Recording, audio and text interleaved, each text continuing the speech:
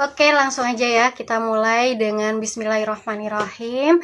Innalhamdalillah nahmaduhu wa nasta'inuhu wa na'udzubillahi min syururi anfusina wa min sayyiati amalina man yahdihillahu fala mudhillalah wa man yudlil fala hadiyallah wa asyhadu an la ilaha illallah wa asyhadu anna Muhammadan abduhu wa rasuluhu wa nabiyya ba'da. Masya Allah, kita bisa jumpa lagi nih ya di ngobrol santuy hari ini bareng guys kita ya, temen ngobrol aku yang lain ya, yaitu Kak Rani panggilannya nih, biar lebih akrab gitu ya, kita panggil aja langsung dengan sebutan Kak Rani. Nah, Kak Rani ini Masya Allah ya, alhamdulillahnya tuh pernah satu platform sama Jilan juga ya di acara Sister Lillah. Masya Allah ya, ini yang namanya acara itu penuh berkah gitu ya, bisa terus berkelanjutan, kita bisa berteman lagi gitu ya di luar dari acara tersebut gitu. Masya Allah. Nah, kali ini ya sesuai judulnya kemarin ya, judulnya adalah Find Your Way in Life ya. Jadi ketemukan jalan hijrah gitu ya, jalan hidupmu. Nah, ini kita akan ngomong nih ya sama Kak Rani, sharing terkait salah satu part dalam hidupnya, yaitu dengan kisah hijrahnya. Nah, gimana ceritanya? Yuk kita langsung aja ya undang teman ngobrol kita hari ini. Assalamualaikum, hai. Yuk ngobrol santuy bareng aku, dan ini dia temen ngobrol santuy aku. Let's go. Assalamualaikum. Kak Rani. Alhamdulillah. Jilan, apa kabar? Masya Allah, baik. Kak Rani gimana? Sehat, Kak? Alhamdulillah, alamin. Jilan, aku baru pertama kali ketemu Jilan ya. Iya. Oh, Masya bentar, Kak. Allah. Suaranya agak ini, bentar. Suara aku bergema nggak ya, Dek? Jilan pakai ini aja biar Oh, iya. lebih jelas. Oke. Oke. Suaraku bergema nggak? Suaranya bergema nggak? Dikit sih, Kak.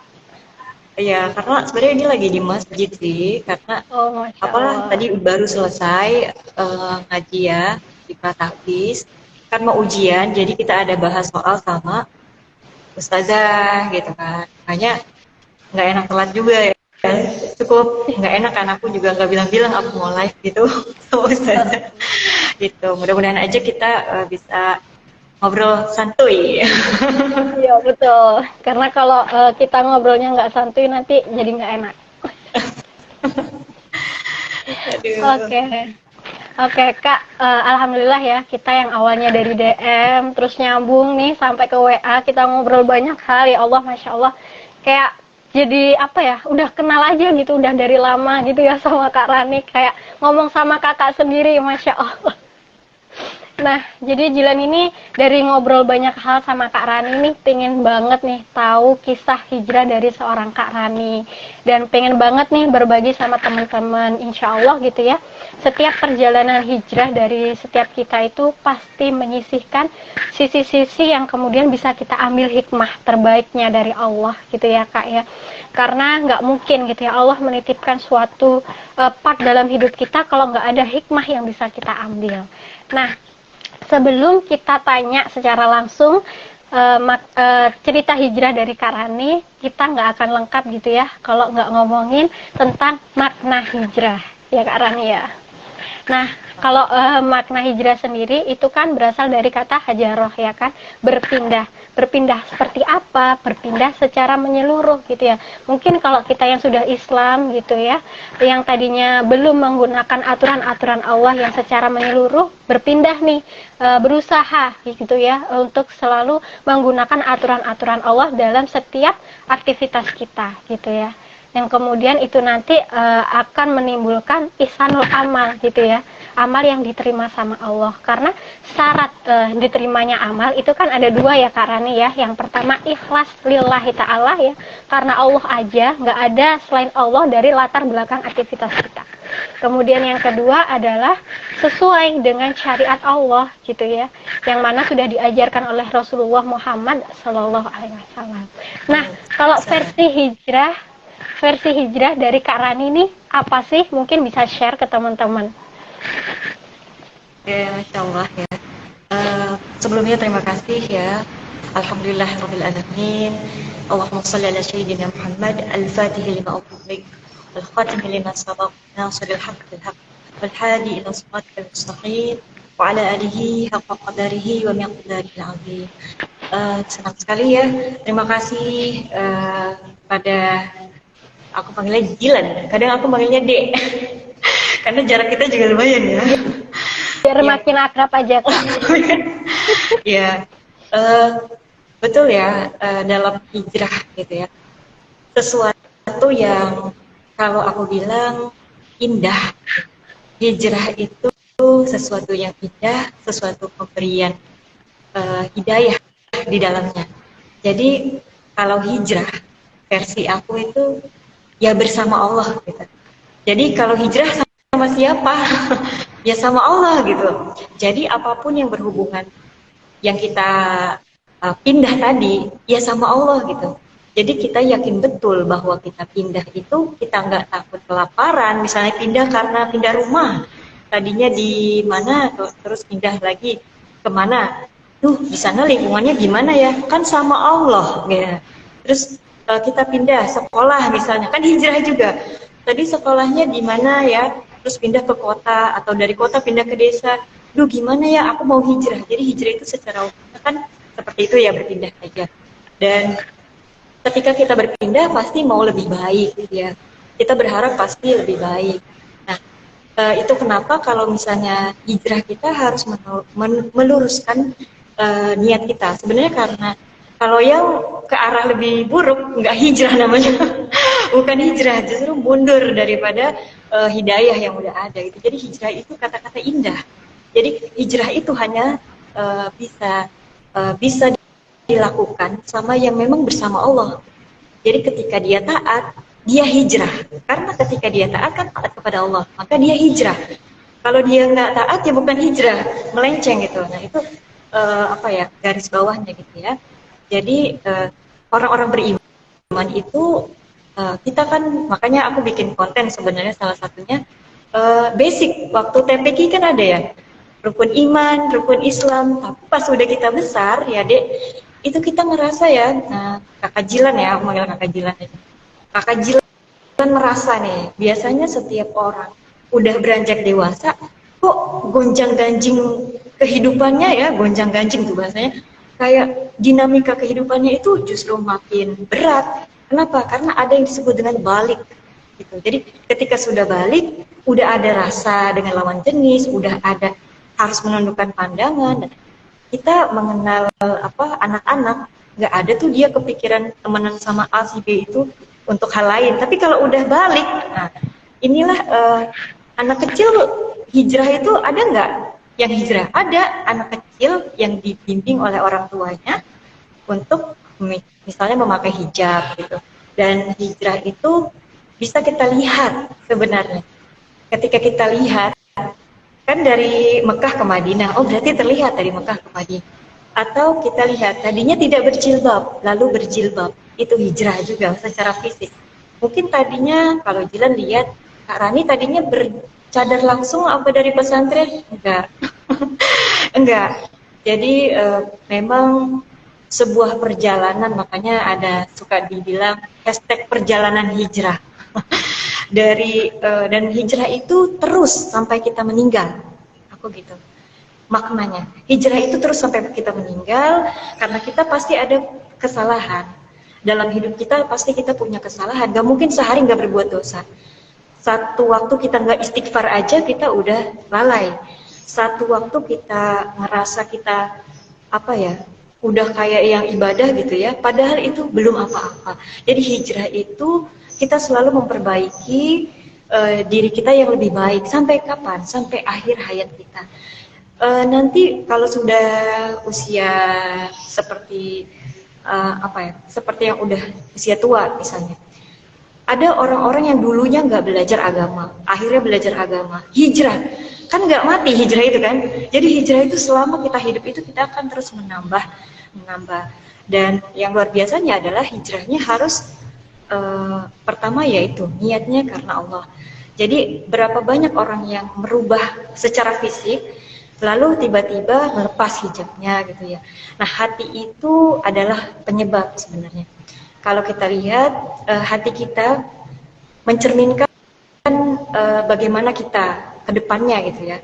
Kalau mungkin orang lihat dari penampakannya kayaknya galak, tapi hatinya baik, kan ada ya. Nah, walaupun itu penampakannya aja, karena baik hati, baik seluruhnya.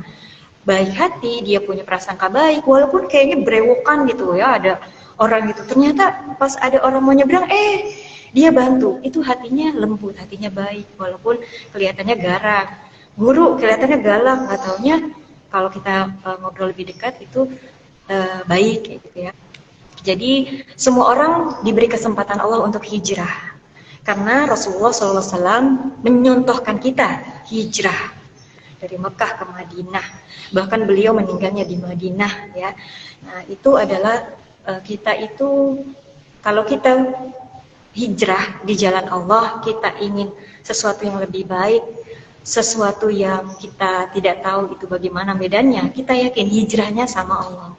Nah, kembali ke tadi makna hijrah itu ya, memberikan ketenangan.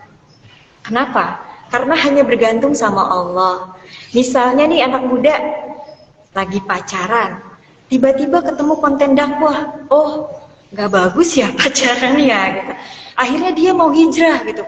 Ya udah, aku putusin pacar aku, gitu kan. Ya udah aku. Nah, berarti dia tidak lagi bersama pacarnya, bersama siapa? Ya bersama Allah. Nah, nanti dalam hijrah itu dia akan dibimbing sama siapa? Bukan sama pacarnya lagi. Mungkin dulu udah makan belum yang atau apa gitu ya, bahasa-bahasa anak muda sekarang. Udah yang ada papa mama itu. Nah, agak sedikit miris gitu ya. Nah, itu ketika dia hijrah. Jadi Allah itu senang dengan anak muda yang taat. Ya, lebih senang dengan anak muda yang taat dibandingkan mungkin yang sudah tua atau seperti yang sudah tua renta. Kenapa? Karena nafsunya sudah berkurang ya. Kalau udah kalau kita masih muda itu masih pengen dilihat orang, masih ingin menjadi pusat perhatian, masih ingin menjadi apa ya, sesuatu yang suka dengan lawan jenis harus kita tahan, ya kan, tundukkan pandangan kepada yang bukan mahram gitu kan. Nah, ketika sudah tua ya sudah mungkin punya anak cucu, apalagi yang ingin ini selain fokus saja ibadah gitu. Nah, justru luar biasanya adalah anak muda. Jadi ada yang namanya disebut perjuangan hijrah. Di dalam hijrah kita pasti berjuang. Nah, berjuangnya sama siapa? Kembali lagi sama Allah. Jangan takut hijrah. Sama siapa sih? Ya sama Allah gitu. Nah, kebanyakan orang takut. Akhirnya hilang kesempatan hijrahnya. Misalnya, contoh lagi seperti orang mau sholat, tadinya nggak sholat. Dia kan hijrah nih, berarti kan. Aku mau hijrah. Apa nih? Hijrah sholat. Nah, kenapa? Berpindah dari yang sholat bolong-bolong jadi sholatnya 5 waktu. Aku tadinya udah sholat 5 waktu nih. Enggak, bisa lah aku 5 waktu. Misalnya gitu kan. Aman lah kak, aku 5 waktu. Nah, mau hijrah nggak? Ditawarin kan? Kalau kata Allah, ayo hijrah untuk siapa? Untuk aku, kata Allah kan. Gimana? Itu sebenarnya nanti dia akan merubah yang tadinya 5 waktu ditambah lagi jadi sholat rawatibnya dia kerjain. Itu perjuangan nggak? Lelah nggak? Makanya hijrah itu dibayarnya tunai di akhirat nanti. Kalau di dunianya ada pahitnya, mungkin ada pahitnya, atau ada ngerasa kok saya dijauhin teman, kok teman nggak lagi sih mau ngumpul sama aku. Tapi percayalah, Allah akan gantikan ketika kita hijrah dengan orang-orang yang memang kita butuhkan, dan Allah kirim orang itu. Pasti orang-orang yang baru itu orang-orang yang mendukung hijrah kita. Nah, gimana pertanyaannya nih? Kadang ada yang, kak, aku balik lagi, kemarin aku udah pakai kerudung nutup dada sih kak, gitu. Nah, apa yang salah? Lingkungan. Kalau kita hijrah, lingkungannya harus dirubah tuh. Mau nggak mau, secara sadar, aku nggak cocok nih di lingkungan yang ini, karena aku lagi hijrah nih. Harus sadar gitu. Oh, kalau aku di lingkungan yang kajian, cocok nih, cocok. Aku lagi hijrah. Aku lihat konten-konten, maaf, kurang bagus nih anak muda. Nggak bisa nih, aku nggak boleh meneruskan ini, karena aku lagi mau ke arah yang lebih baik, ya kan? Hijrah, makanya harus dengan kesadaran kita memperjuangkan hijrah kita. Kaos kaki muslimah itu sering pakai kaos kaki kalau yang memang sudah mengazamkan dalam dirinya untuk berhijrah secara menyeluruh menutup aurat, kaki aurat ya. Laki-laki boleh nggak melihat aurat wanita kalau sudah muhrim? Boleh lihat wajahnya, boleh lihat boleh lihat kalau wajah dan telapak tangan itu boleh dilihat. Ini sunnah aja ya, sunnah yang kakak ngambil bercadar. Kenapa? Sebenarnya karena kakak meyakini gitu ya, bahwa hijrah setiap orang itu beda-beda. Kalau misalnya dulu tidak berjilbab, kemudian aku berjilbab, kemudian dari berjilbab aku mencoba untuk jilbabnya nggak panjang, masih kayak asal aja ya. Nah terus akhirnya berjilbab panjang, jadi prosesnya tuh naik gitu ya, naik. Nah tapi semakin naik seperti pohon kelapa, goncangannya semakin besar kayak gitu. Goncangannya besar, tapi bukan karena Allah ingin kita itu mudah goyah, justru karena Allah pengen kita kokoh. Makanya dikasih ujian. Bercadar ada ujiannya, ada banyak. Bahkan sampai pengen lepas cadar ada. Dan banyak sudah kejadian orang-orang melepas cadarnya karena lingkungan luar. Nah itu garis bawah ya. Jadi untuk aku pribadi mungkin ya, dalam suatu kondisi kita ngambil keputusan hijrah, teruslah hijrah sampai akhir hayat. Dan inilah ya Allah yang aku bisa lakukan sampai segini gitu. Ternyata kata Allah, kamu masih bisa melakukan yang lain. Nah itulah yang terjadi sama aku.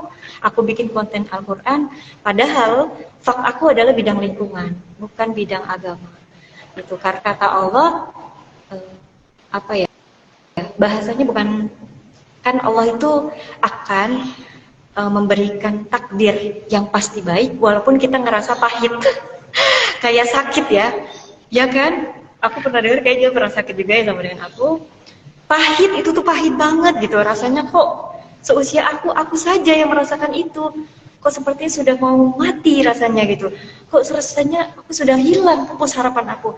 Ternyata Allah tahu kita yang mampu, dan suatu saat kita menjadi seorang yang akan menginspirasi, itu membawa besar nama Allah. Jadi kenapa ya bisa jadi besar?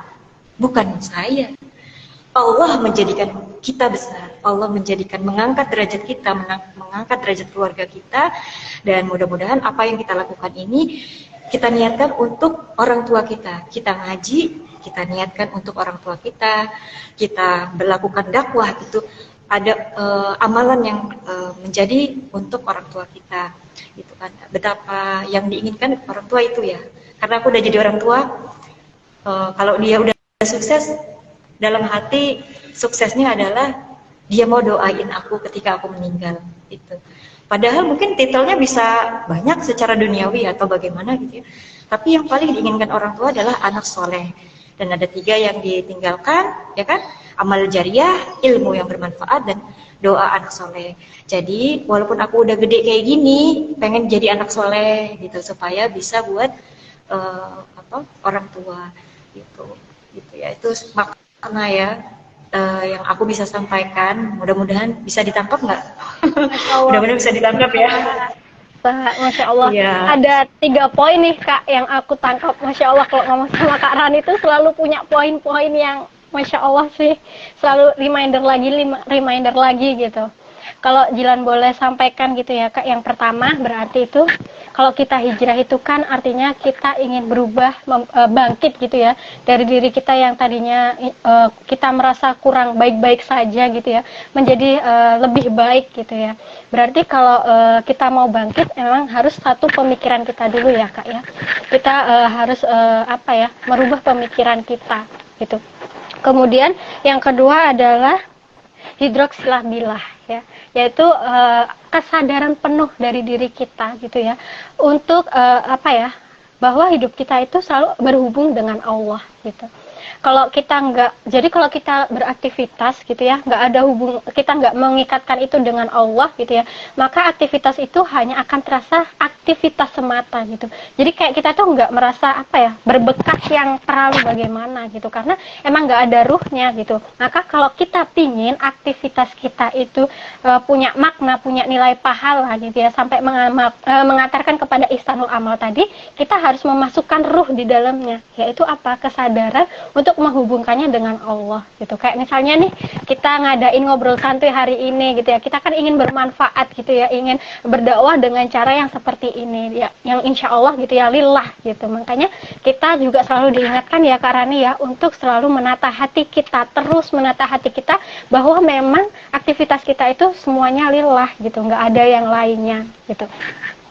Nah, kemudian yang ketiga gitu ya, tadi ya, proses hijrah yang benar itu harus menghasilkan dua hal gitu ya. Yang pertama yaitu akliyah dan juga nafsiyah. Akliyah itu pola pikir yang berasal dari Islam gitu ya. Kemudian nafsiyah itu adalah sikap gitu ya, yang didasari dengan Islam gitu ya, yang berhubungan dengan tadi syariat Islam. Itu Kak Rani ya, Masya Allah. Oke, langsung pertanyaan kedua nih Kak. Inti dari pembahasan kita hari ini ya, yaitu gimana sih Kak awal mula gitu ya, proses perjalanan hijrah Kak Rani bisa sampai hari ini yang Masya Allah gitu. Mari ya, kita sambut dulu ya. Ini penerus bangsa ya, mudah-mudahan menjadi anak soleh yang ngafal Al-Quran. Mudah-mudahan sekarang udah mau 1 juz ya di 30, mudah-mudahan aja dia lancar dunia akhirat. Masya Allah, amin, amin, ya rabbal alamin. Jadi pertanyaannya tadi apa ya? Sampai lupa.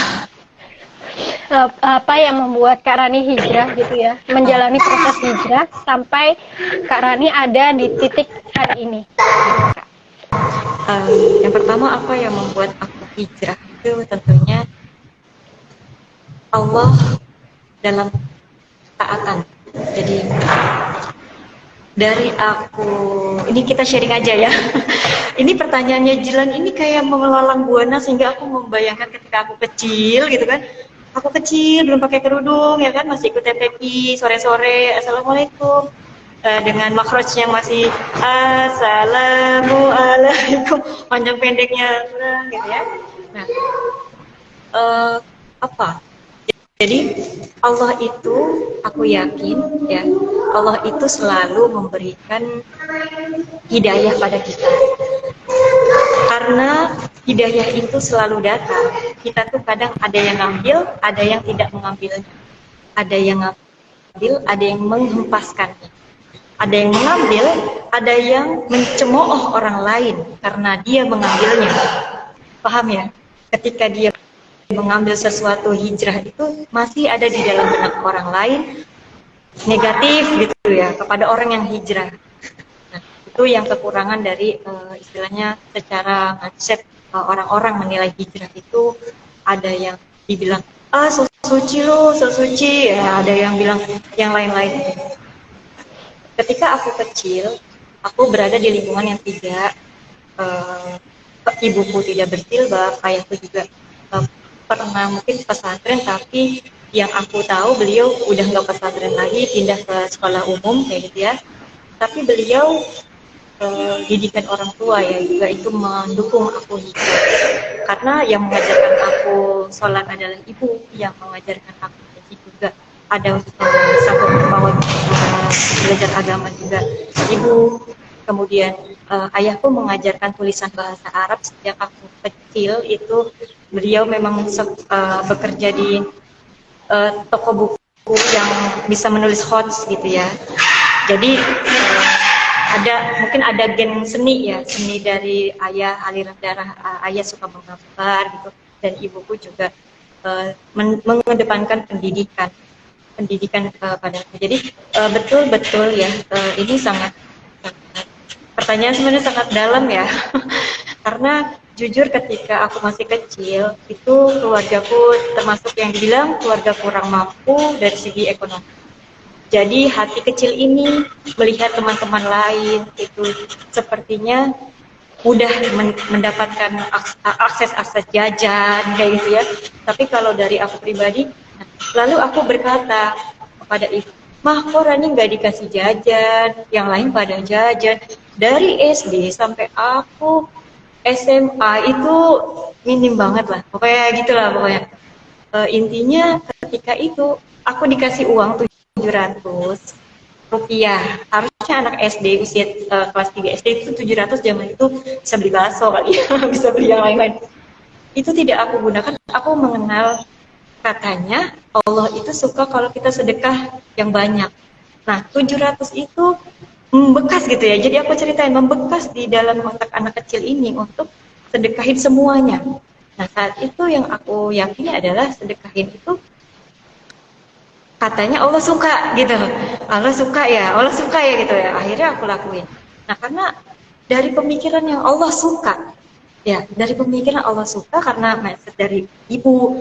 Kalau kamu sholat Allah senang gitu. Kalau kamu ngaji Allah sayang. Kalau kamu pokoknya Allah Maha Pengasih, Allah Maha Penyayang. Jadi mindset itu terbentuk sehingga pas sudah SMP, aku itu kayaknya ke masjid aja gitu, kayak duha.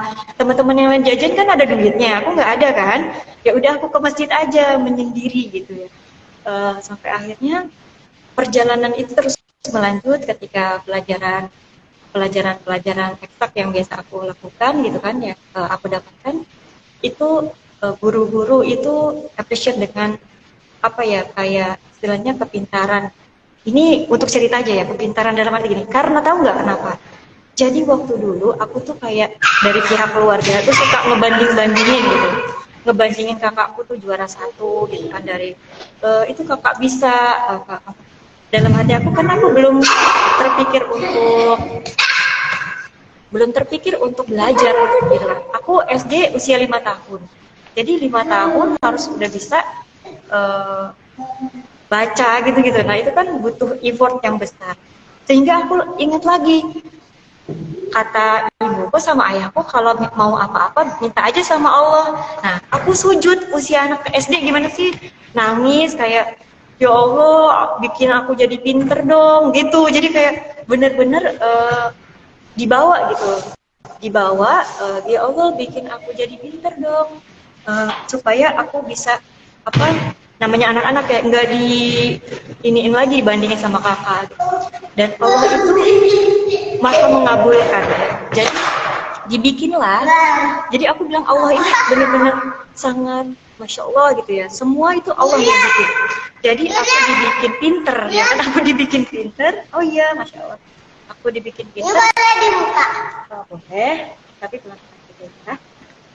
Dibikin pinter sehingga dalam kurun waktu yang tadinya tidak bisa apa-apa, Allah tuh kasih. Jadi doa itu merubah, walaupun anak kecil yang berdoa, karena mungkin dia punya kemurnian yang gak banyak dosa gitu kali ya.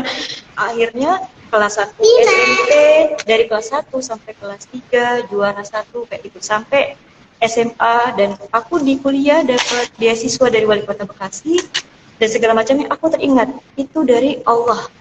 Jadi aku bilang waktu itu kayak janji gitu sama Allah.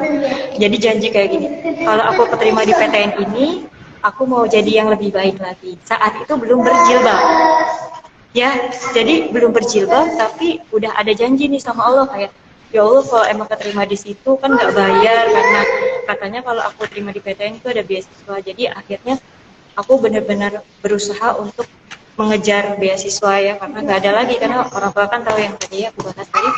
Nah, singkat cerita, keterimalah di PTN itu. Nah, seseorang ini yang belum berjilbab ketemu sama lingkungan kakak-kakak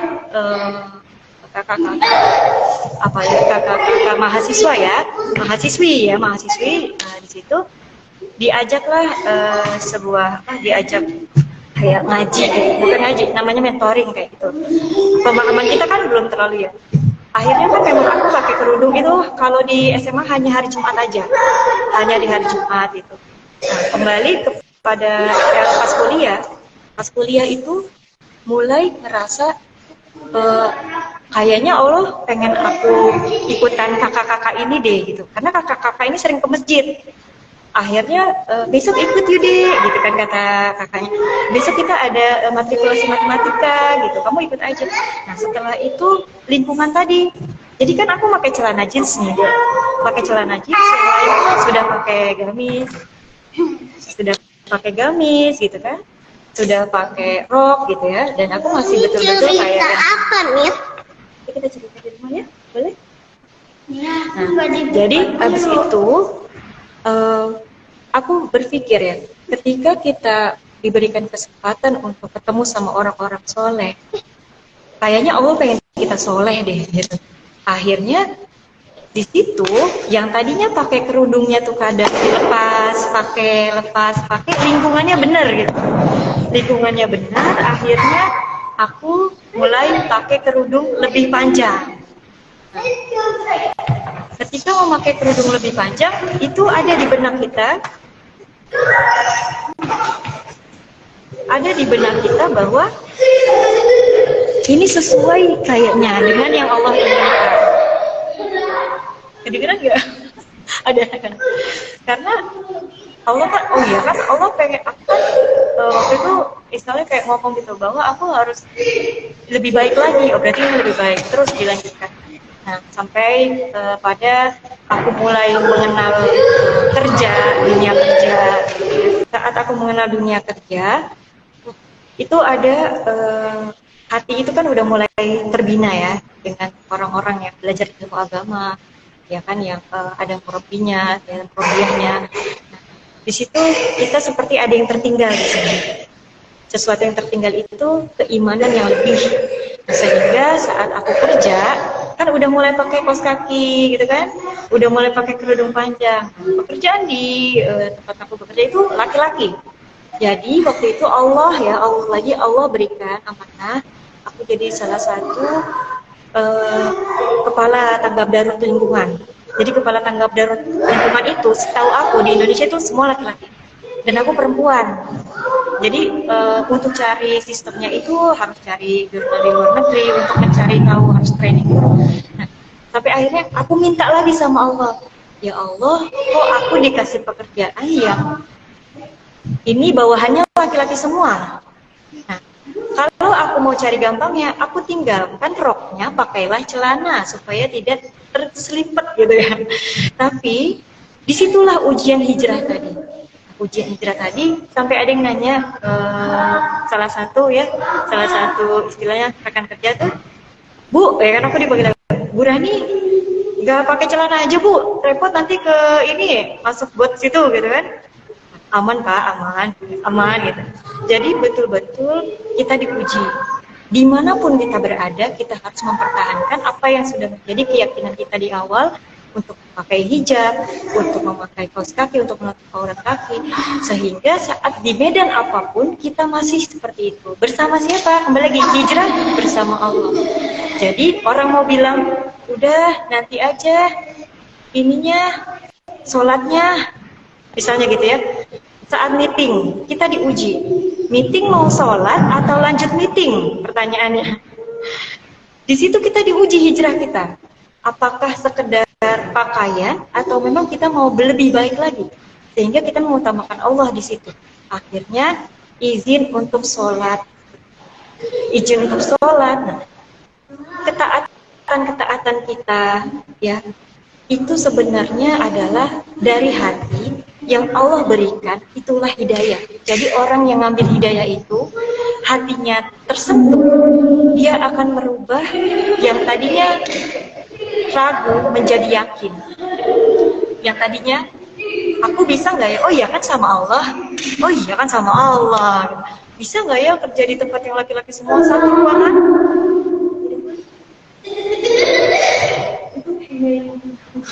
Oh ya, nanti kok dari sini? Ya, nanti aja ya. Oke. Jadi itu tadi ya. Jadi Allah itu memberikan hidayah sama kita semua. Cuma kitanya mau ngambil apa enggak. Itu akan berlanjut terus sampai kita mati, sampai kita meninggal. Nah, kita berharap kita tuh di akhir yang baik, ya kan? Pengakhiran hidup kita itu akhir yang baik. Gimana caranya? Caranya kita tetap di tracknya Allah. Udah, kita tetap di tracknya Allah dan minta Allah yang maha membolak-balik hati, tetapkanlah aku di dalam Islam. Jadi ketika kita meyakini ini buat siapa aja ya. Ketika dalam proses hijrahnya itu ada sesuatu yang keraguan, oh iya, Allah kan sukanya ini, ya udah ini aja. Jangan pikirkan orang sukanya itu, karena orang kan beda-beda. Subjektif orang sukanya yang kerudungnya bentuknya begini atau oh ya Allah sukanya ini. Gitu. Jadi kita berusaha kira-kira Allah sukanya apa. Dan ada tapi ketika kita dalam hijrah, kita harus menghargai hijrah orang lain. Kita jangan menjudge orang lain seperti misalnya kamu hijrah dong, langsung kayak gitu. Maaf ya, Bang. Oke, kita tunggu dulu ya. Ada sedikit gangguan.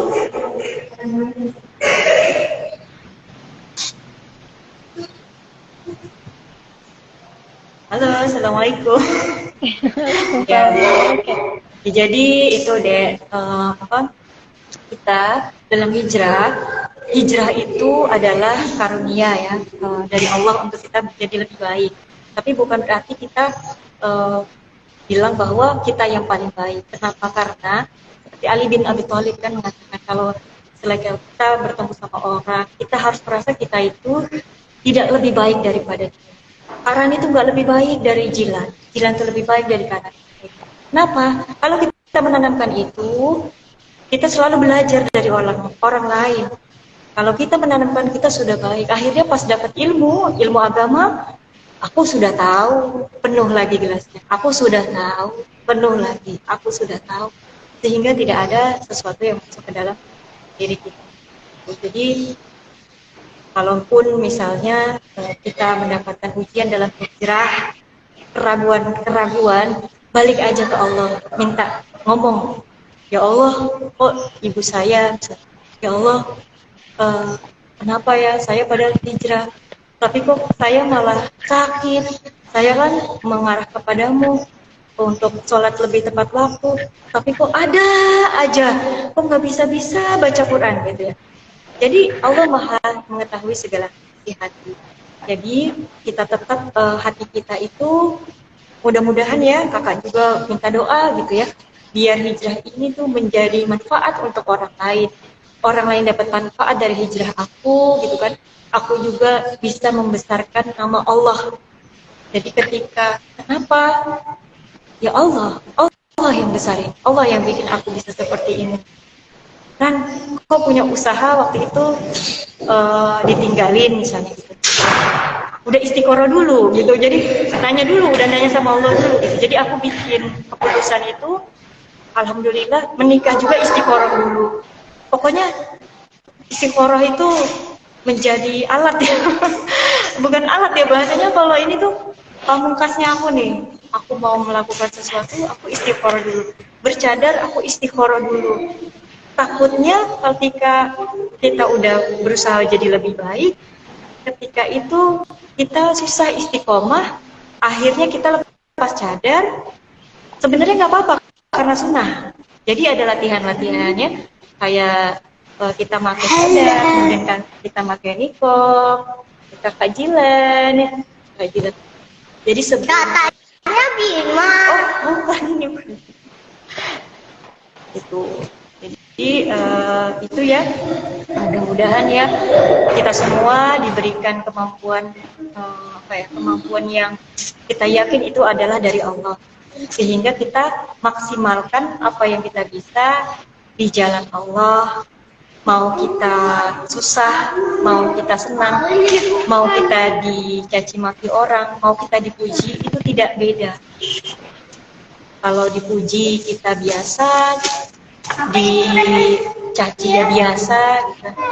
Pokoknya Allah akan menjadikan itu yang terbaik buat kita belajar jadi orang yang lebih baik, mengikhlaskan apa yang sudah terjadi, percaya qada dan qadar, takdir Allah itu selalu baik walau takdirnya mungkin pahit dirasa, tapi itu pasti baik.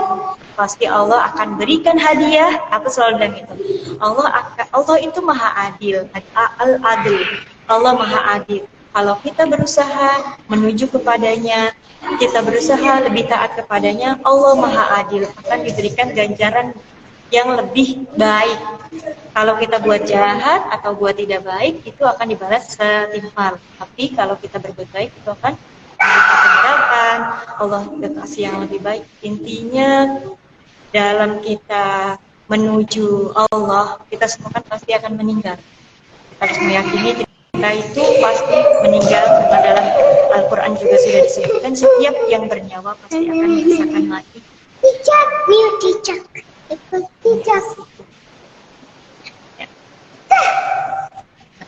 Jadi kalau nggak hijrah sekarang, besok meninggal, nyesel, perjalanannya terputus dengan niat yang tidak hijrah. Tapi kalau belum dijalankan, ternyata udah ada niat itu, dicatat.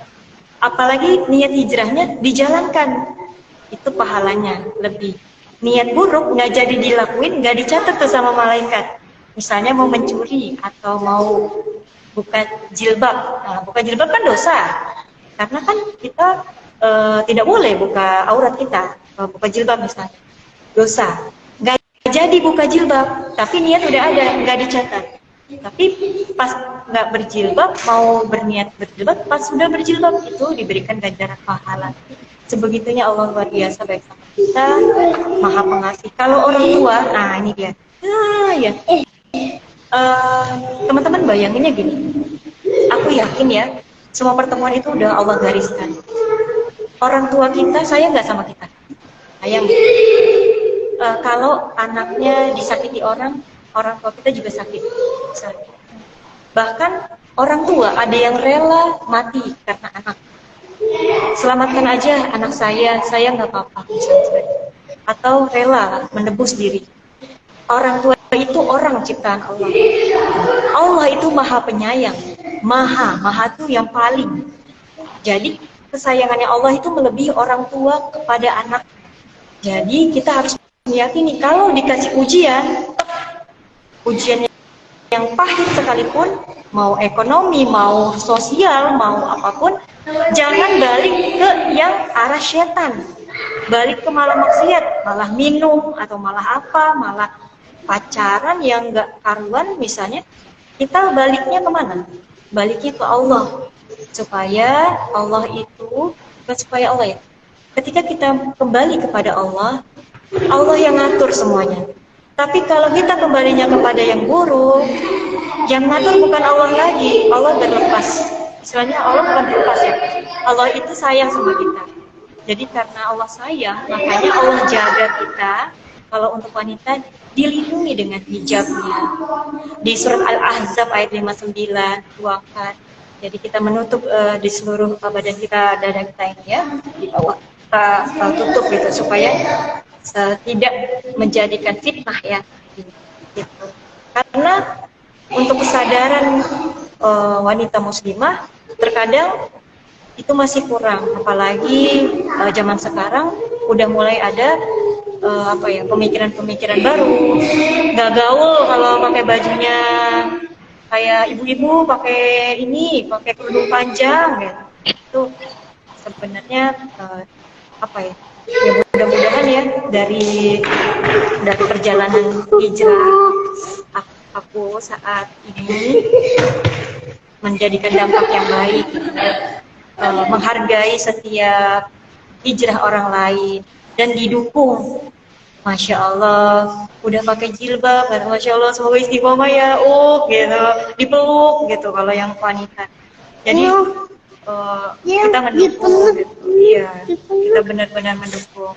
Kalau misalnya dia udah mulai sholat, gimana bro, udah sholat? Misalnya kalau laki-laki, gimana sholat sunnahnya? Gimana sholat sunnahnya? Kemarin udah nyoba belum sholat qabliyah subuh, rutin gimana atau yang lain-lainnya? Intinya kita mengingatkan aja satu sama lain. Karena kalau kita nggak mengingatkan satu sama lain, kita jadi nggak bisa ngingetin diri kita sendiri. Sebenarnya kalau kita belajar ngingetin orang, itu ngingetin diri kita sendiri kan? Ya, Masya Allah. Ada banyak banget ya yang bisa kita pelajarin dari kisah hijrah Karani. Tapi yang paling paling bikin jalan ini tuh ternyata emang bener ya, bahwa hidayah itu tuh memang Allah itu selalu berikan ke setiap kita gitu ya. Tinggal kitanya mau menyadari itu apa enggak. Kita mau mengambil hidayah itu atau kita justru abai dengan itu gitu ya Kak Rani. Kemudian yang paling penting kedua adalah lingkungan, karena lingkungan itu mau nggak mau adalah faktor yang sangat berpengaruh dalam kehidupan kita, baik lingkungan kecil nih ya dari keluarga maupun lingkungan besar yaitu pertemanan kita, mungkin teman-teman di kantor gitu ya dan lain sebagainya. Maka kita kalau misalnya merasa nggak punya lingkungan itu, ya pilihannya ada dua, yaitu membuat lingkungan itu atau mencari lingkungan itu gitu kan. Karena kalau enggak ya kita yang akan tergerus dengan lingkungan itu gitu. Karena apa? Mungkin dari lingkungan yang ada pada saat itu adalah kita minoritas gitu. Maka untuk tidak menjadi minoritas kan kita perlu sebuah lingkungan yang mendukung kita dalam jalan hijrah kita itu. Masya Allah. Kemudian ini ya, kalau hijrah itu memang gak akan pernah lepas dari taqarrub tadi, selalu melibatkan Allah gitu. Karena kalau nggak kita melibatkan Allah, ya nggak akan pernah ada hijrah itu ruh di dalamnya gitu. Bahkan mungkin tadi ya kalau awal-awal hijrah gitu kan biasanya kita semangatnya Masya Allah gitu ya, luar biasa banget syuurnya gitu. Tapi banyak juga gitu ya, ketika telah menjalani hijrah sekian lama gitu ya, mereka itu akhirnya nggak merasakan lagi getaran-getarannya gitu. Kenapa? Mungkin gitu ya, di pertengahan hijrahnya itu kurang lagi melibatkan Allah gitu. Jadi kalau dalam hijrah gitu ya, kalau kita sudah memutuskan hijrah gitu, kita harus selalu mengingat atau melibatkan Allah. Jadi Allah dulu, Allah lagi, dan Allah lagi. Gitu ya Kak Rani ya, Masya Allah. Oke, kalau kita ngomongin hijrah, pasti kan ada perubahan-perubahan besar nih Kak ya. Dari yang tadinya apa, jadi kayak gimana. Nah, kalau dari Kak Rani sendiri, apa sih perbedaan yang paling mencolok dalam kisah hijrahnya Kak Rani dari yang sebelum hijrah dengan cerita yang sudah hijrah ini gitu? Perubahan perbedaannya ya. Bismillah. Ya, betul. Kalau kasat mata mungkin terlihatnya aku bercadar, ya kasat mata. Tapi kalau menelusur dalamnya, jadi perubahannya adalah kembali kepada kebiasaan. Karena berubahnya kebiasaan sebelum dan sesudah. Kalau sebelum hijrah, kita jarang bersama Al-Quran. Mungkin sekedar baca, gitu, sedekar baca sesempatnya. Kalau setelah hijrah, menyempatkan. Mau sesibuk apapun, disempatkan, menyempatkan. Beda ya ketika kalau sempat dan menyempatkan. Itu perubahannya. Kemudian kita ada perasaan mau syiar.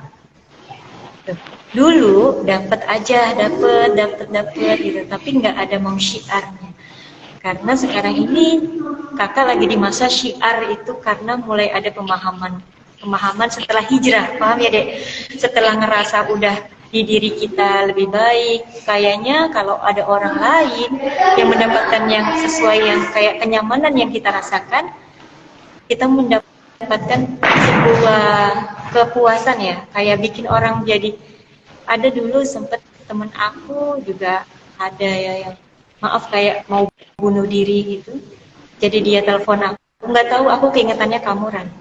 Ya, dia masalahnya begitu berat, ya karena dari faktor-faktor itu ternyata kita tuh orang-orang hijrah itu dibutuhkan oleh orang-orang yang lagi galau. Jadi sandarannya itu dia belum dapat secara ini kepada Allah gitu. Padahal sebenarnya sandaran terbaiknya sandaran kepada Allah. Tapi dia belum bisa tuh menemukan diri dia hanya bersandar sama Allah. Jadi perubahannya adalah bisa membawa orang lain itu. Dulu ya aku aja gitu, yang penting aku udah pakai kaos kaki gitu ya. Tapi belum ada rasa ingin berbagi seperti itu ya, pengen syiar. Jadi ada kisah ya, saking aku mulai bersyiar itu ya. Jadi aku beli kaos kaki banyak gitu ya. kamu ngapain sih beli kaos kaki? Aku mau bagi-bagi. Jadi karena kita merasa akunya sudah mendapatkan kenyamanan, akhirnya ya udah gitu, bagi-bagi kaos kaki, bagi-bagi apa kerudung, istilahnya sesuatu yang kita rasa nikmat, bagi-bagi Al-Quran. Siapa aja ada orang-orang di jalan atau orang yang kita tidak kenal tapi juga ada yang kita kenal. Kamu mau Al-Quran nggak? Ada Al-Quran nih gitu. Sebenarnya sesuatu yang tadinya kita nggak lakukan itu jadi kita lakukan itu. Perubahan itu tuh yang aku rasa ya, kayak mulai tadi kalau beli makanan misalnya, beli makanan atau apa, ingatnya kan diri sendiri tuh. Kalau udah hijrah kan berbagi itu lebih baik ya. Ya udah beli deh 2 jadi 3. Jadi perubahan itu loh yang tadinya tuh individualistis menjadi lebih komunitas yang dipikirkan. Tadinya berpikirnya ilmunya buat kita. Tadinya berpikirnya pemikiran kayak belajar ngaji ya. Kan kakak ujian nanti harusnya kan ya udah aku belajar untuk diri aku selesai belajar, aku dapat nilai gitu ya. Nah, tapi ketika sudah ada hijrah di dalamnya, hijrah yang niatnya karena Allah, mudah-mudahan orang tuh bisa menggapai, bisa baca Quran dengan lebih tartil. Karena ketika kita menyampaikan itu kan khairukum man ta'allamal Qur'ana wa 'allamah. Ya. Kita sebaik-baiknya kita belajar Al-Quran dan menyampaikannya. Dulu kan hanya belajar aja tuh, belajar, tapi belum ada perasaan hijrah di sana untuk membawa orang lain. Nah, di situ yang aku rasa perubahan hijrahnya. Sempat ada yang bilang gini, Ren, sekarang kamu jadi YouTuber, ada yang bilang gitu. Ada yang bilang, hamba Allah nih kata aku nih, ya Allah, aku dibilangnya tuh YouTuber gitu kan, YouTuber. Dalam arti di benak aku tuh nggak ada pikiran bahwa aku tuh kayak bikin konten yang agama seperti itu. Disitulah perubahan hijrah ya. Konten yang tadinya mungkin bukan membahas tentang di jalan Allah, dengan hijrah itu aku berani kan sama siapa, kan sama Allah gitu, sama Allah. Jangan takut Ran, jangan takut salah, jangan takut jangan takut untuk melangkah, karena ini akan berdampak loh, nanti akan berdampak loh. Walaupun yang aku lakukan itu dengan keterbatasan yang ada ya, dengan suara-suara anak ini yang assalamualaikum ya, dari ulang lagi gitu kan, dari ulang ya udah didiemin dulu gitu kan. Ya itu deh perubahannya lagi kalau yang aku rasa di keluarga. Jadi kalau udah berkeluarga, kalau orang-orang yang hijrah ya lebih tentram, kayak sakinah mawaddah warahmah gitu deh. Jadi kan kita bukan apa ya? Kita bukan menjelekan keluarga yang tidak utuh, bukan. Tapi ketika di dalam keluarga itu ternyata ada suatu sentuhan dari Allah, ibaratnya suaminya mendekat kepada Allah, istrinya mendekat kepada Allah, anak-anak juga mendekat kepada Allah. Kan hijrah tuh semuanya kan, semuanya mengarah kepada Allah. Jadi kita tuh nggak berlarut kalau misalnya marah misalnya ya. Nah, kita bisa mengontrol emosi kita bisa lebih mengedepankan orang lain, suami kita atau istri kita menghargai suami istri kayak gitu. Nah itu kalau mungkin kalau dibandingkan dengan yang agama itu gimana ya? Agama Islam itu kan kita wajib belajar agama Islam ya. Belajar agama gitu ya, kita bisa bilang bahwa orang yang kayak macam menyalahkan sisi ustadz misalnya, ada yang kasus misalnya ada dia ustadz tapi begini, dia ustazah tapi begini misalnya, kita kembalikan lagi kepada proses hijrahnya mereka. Justru kita positive thinking, jangan sampai kita malah ya udah jangan gak usah jadi ustadz, ya udah gak usah jadi ustazah gitu kan. Takutnya malah orang ekspektasinya tuh maunya yang bener banget gitu. Karena proses hijrahnya mereka beda-beda, proses hijrah kita beda-beda.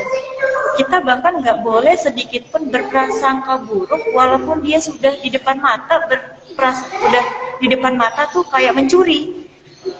kita harus tetap kayak positive thinking. Kan kadang orang susah ya kayak gitu ya. Dia udah ngata-ngatain kita, misalnya dia udah melakukan perilaku buruk sama kita, tapi kita harus tetap positive thinking sama dia.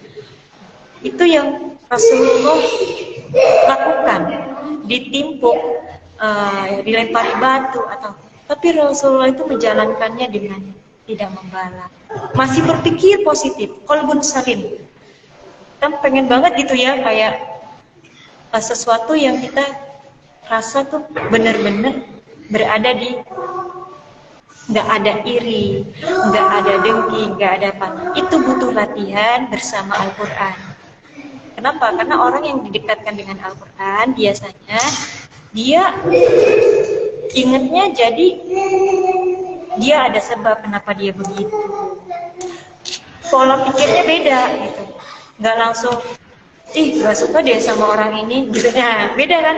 Tapi kalau orang yang biasanya dekat sama Al-Quran, ya insya Allah ya, dia punya pemikiran yang pemikirannya itu dalam Al-Quran ya, yang dia sering mungkin baca, tapi dia baca, ketika dia baca artinya dia menemukan lagi suatu penerangan-penerangan tentang, mungkin kemarin itu ada surat apa ya, surat Al-Furqan ya, dari surat Al-Furqan di ayat berapa ya, kan kakak kemarin tuh ya, ini aku tandain kemarinnya karena kan kita mau live ya.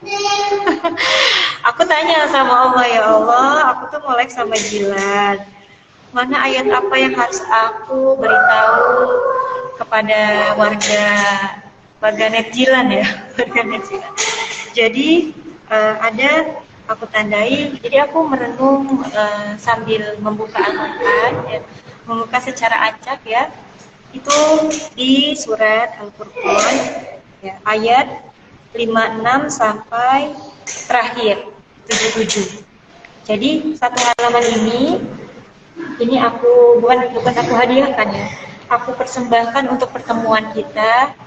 Nah, ini perkataannya adalah terjemahan yang mungkin kakak bacain aja ya, supaya kalau aku baca sendiri pasti aku nangis. Aku tuh orangnya kalau baca terjemahan tuh nangis sendiri, nanti mataku udah sembab, nanti suamiku tanya, kamu kenapa kok suaranya bindeng? Kok bindeng suaranya? Kamu sakit? Enggak, tenang aja. Biasa, banyak dosa, aku bilang gitu. Biasa, banyak. Habis melo-meloan sama Allah. Iya, pokoknya nangis di depan Allah itu harus, pokoknya kalau di depan orang kan kayak hahaha gitu kan. Tapi kalau di belakang Allah ternyata kita melo banget gitu. Nah, ini apa ya? Aku bacain aja ya.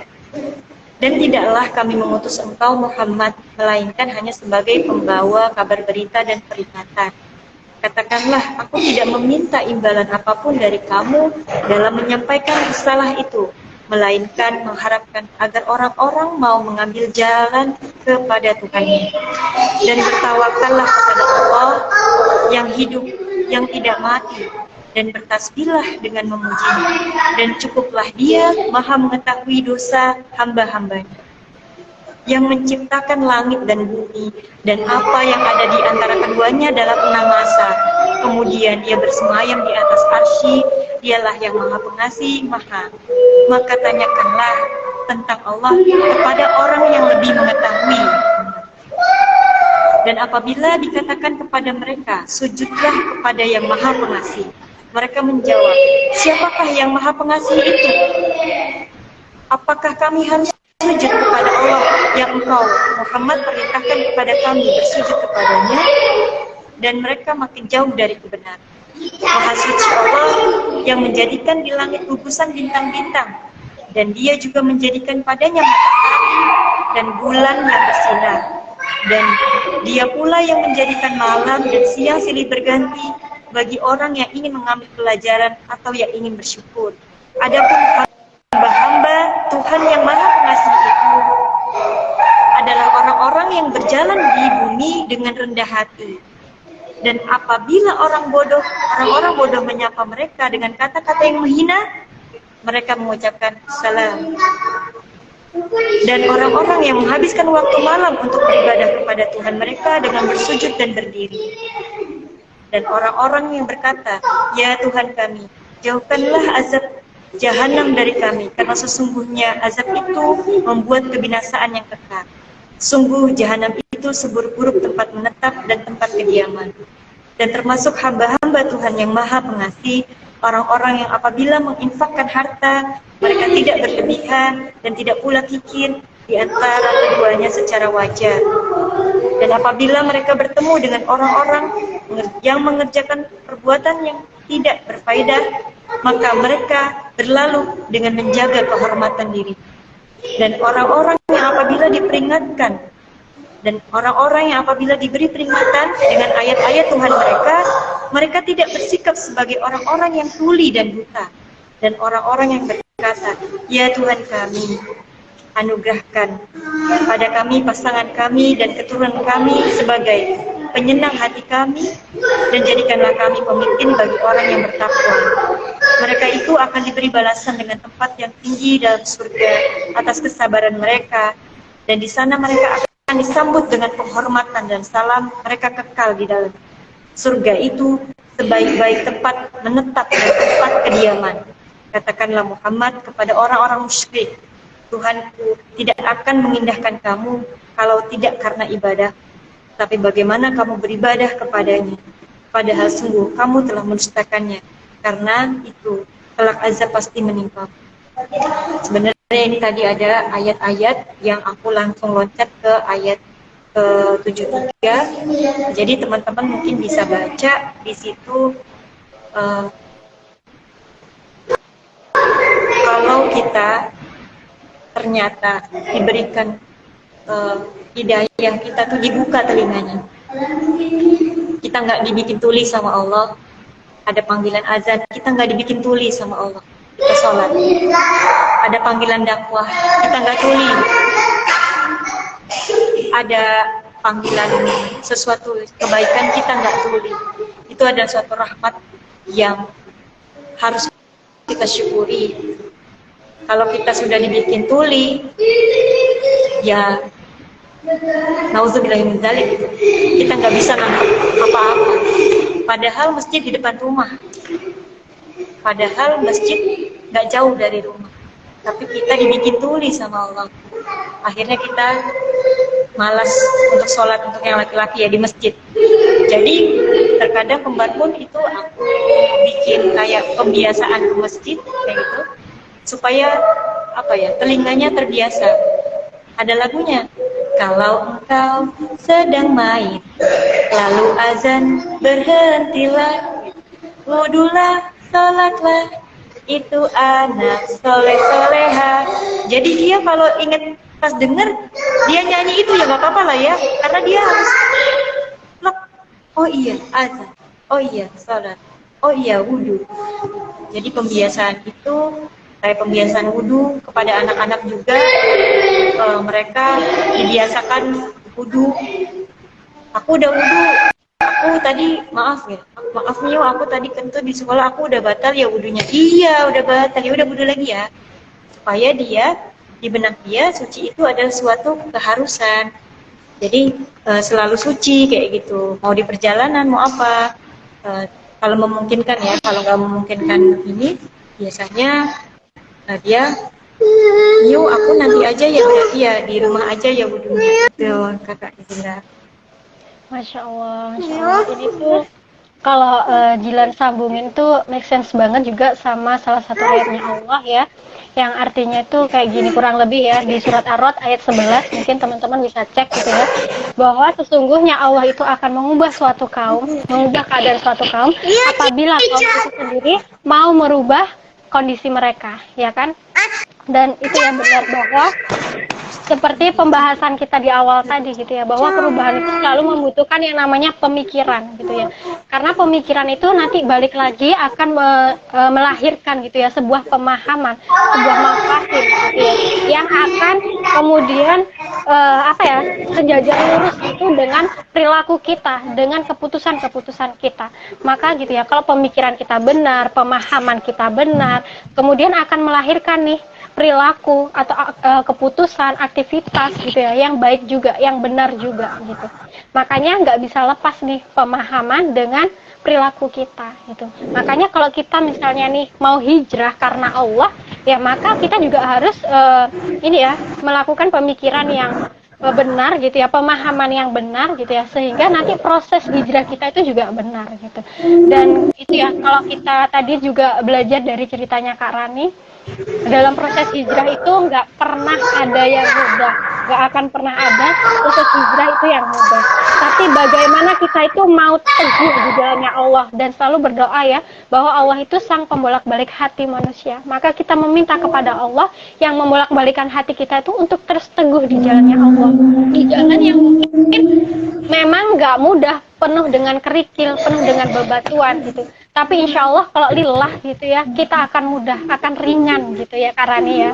Masya Allah. Dan tadi ya, kita juga udah sedikit nih dibahas sama Kak Rani tentang Quran. Sebenarnya kenapa sih? Karena insya Allah kita akan ketemu lagi nih bareng Kak Rani ya, di Ngobrol Santuy pekan depan insya Allah, di hari yang sama dan di jam yang sama insya Allah ya, kita akan bahas terkait Quran. Kenapa sih?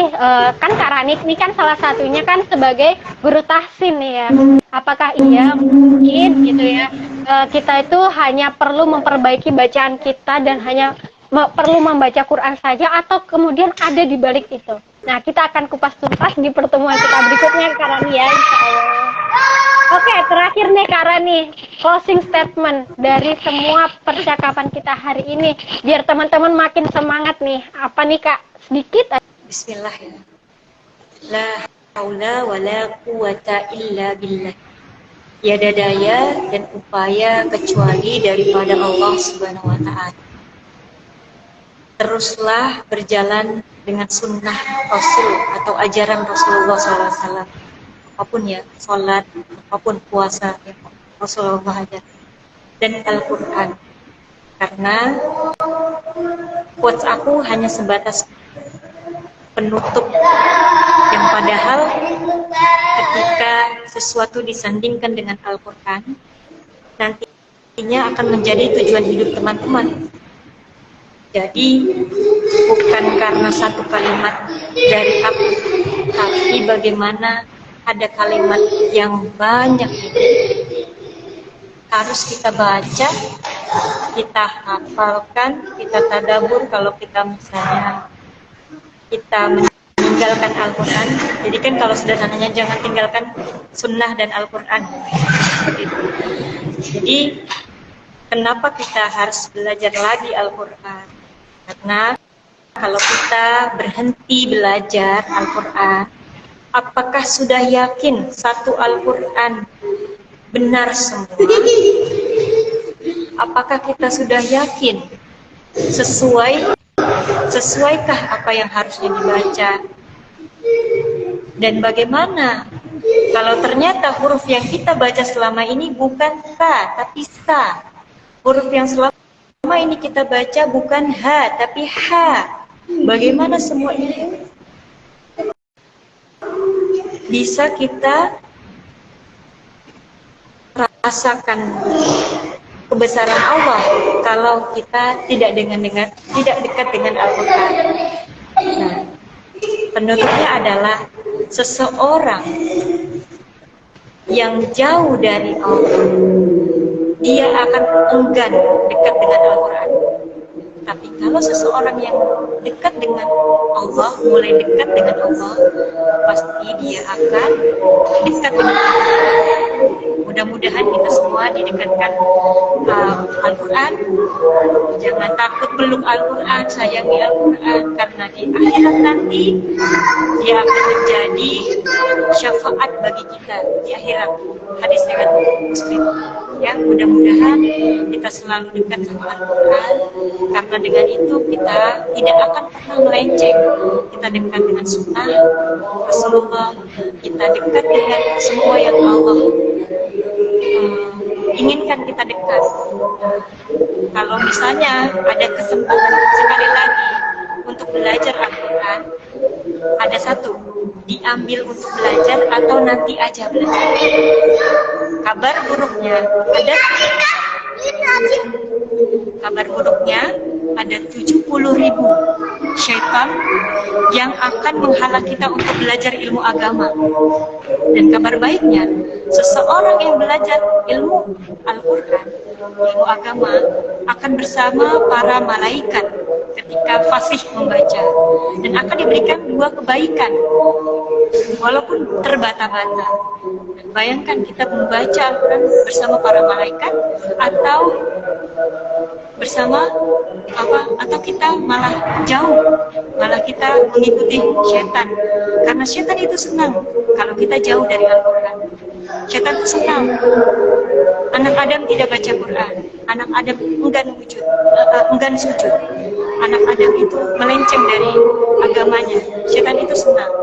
Bagaimana kita bisa membuat setan itu menangis? Dengan kita sujud tilawah. Kalau kita baca ketemu ayat yang ada sujud tilawahnya, kita membaca, kita hafal bacaan sujud tilawahnya, setan itu menangis.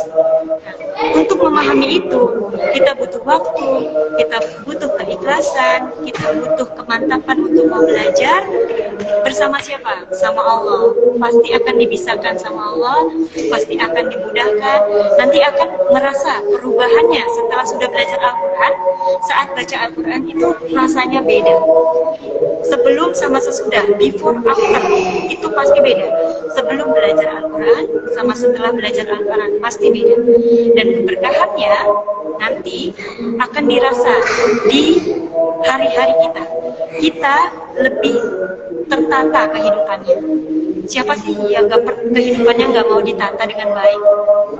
Al-Quran itu akan menata kehidupan kita jauh lebih baik, jauh lebih terarah, dan nggak melenceng. Jadi mudah-mudahan kita semua diberikan hidayah untuk terus belajar. Kakak juga terus belajar, mudah-mudahan bisa berbagi, dan Allah yang memberikan semua ilmu itu ya, bukan dari aku pinter atau bukan aku yang lebih, karena aku lebih dahulu tahu, makanya aku ngasih tahu. Nanti kalau teman-teman udah tahu, kasih tahu yang ke lainnya.